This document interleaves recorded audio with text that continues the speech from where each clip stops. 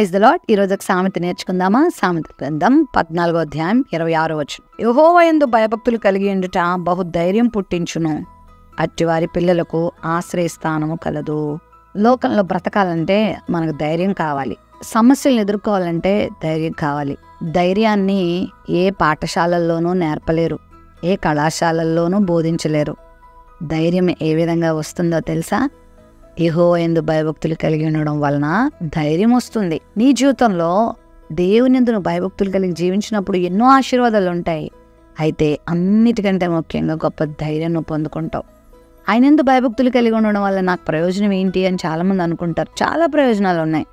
జ్ఞానం ఉంటుంది, ధైర్యం ఉంటుంది, ఆరోగ్యం ఉంటుంది, ఆశీర్వాదం ఉంటుంది, బలం ఉంటుంది, దీవెన, ఇవన్నీ కూడా దేవుడు ఆయన యందు భయభక్తులు కలిగిన వారికి ఇస్తూ ఉన్నాడు. మరి ఏ విషయంలో ధైర్యాన్ని కోల్పోతున్నావేమో, ధైర్యం లేకుండా నశించిపోతున్నావేమో, ఆయన యందు భయభక్తులు కలిగి జీవించు.